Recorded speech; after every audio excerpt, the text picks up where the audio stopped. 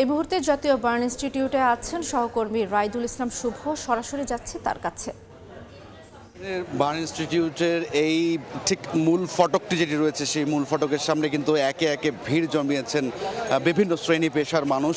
কেননা গতকালকে দুর্ঘটনার পরে যারা আহত হয়েছেন সেই আহতদের সহযোগিতা করতে তাদের যে কোনো ধরনের সহযোগিতা আসলে এগিয়ে আসেন। বিশেষ করে রক্ত থেকে শুরু করে আনুষঙ্গিক যে সকল প্রয়োজন সেইগুলোর প্রয়োজনের ক্ষেত্রে কিন্তু বিভিন্ন স্বেচ্ছাসেবী সহ তৃতীয় লিঙ্গের সদস্য যারা আছেন তারা কিন্তু অনেকেই এখানে এসে তার রক্ত দেওয়ার জন্য এসেছেন এবং তারা তাদের এই যে একটা রাজধানীতে ভয়াবহ একটি দুর্ঘটনার মুখে পড়েছিল শিক্ষার্থীরা, সেই শিক্ষার্থীরা যারা ছোট্ট ছোট্ট শিশুরা জীবনে হারিয়েছে তাদের সমবেদনা জানাতে পরিবারকে এবং তাদের যারা এখন পর্যন্ত মৃত্যুর সাথে লড়াই করছে অনেকের অবস্থা, বিশেষ করে আজকে সকালে যারা স্বাস্থ্য মন্ত্রণালয়ের পক্ষ থেকে ব্রিফে বলা হয়েছিল যে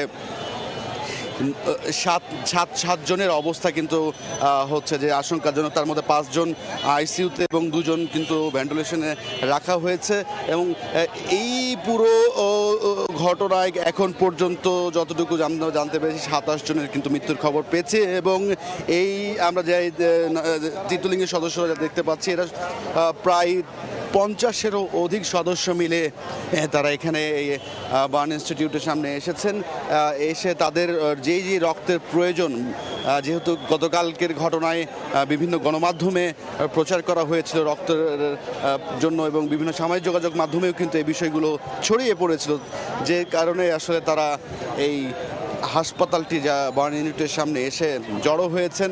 তবে হাসপাতাল কর্তৃপক্ষ যেমনটা জানিয়েছিলেন যে তাদের কাছে পর্যাপ্ত পরিমাণে ডোনার থাকায় বাইরে এসে আসলে যেন রক্তের বিষয়ে এসে ভিড় না জমান এই বিষয়টি কিন্তু সকালে অনুরোধ করা হয়েছিল।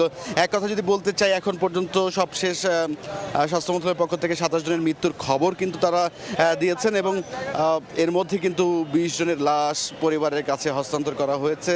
6 জনের পরিচয় এখন পর্যন্ত কিন্তু কোনো পরিচয় শনাক্ত করা যায়নি। এখন সব কিছু মিলিয়ে যদি বলি যে যারা এই মুহূর্তে চিকিৎসাধীন অবস্থায় আছেন তাদের স্বজনদের মধ্যে কিন্তু বেশ উৎকণ্ঠা, এক আতঙ্কের মধ্যে দিয়ে আসলে সময় পার করছেন চিকিৎসাধীন অবস্থায় সেই ছোট্ট ছোট্ট শিশুগুলোর স্বজনরা। তো সব কিছু মিলিয়ে এই ছিল আমার কাছে সবশেষ। আমরা সরাসরি যুক্ত ছিলাম জাতীয় বার্ন ইনস্টিটিউট থেকে।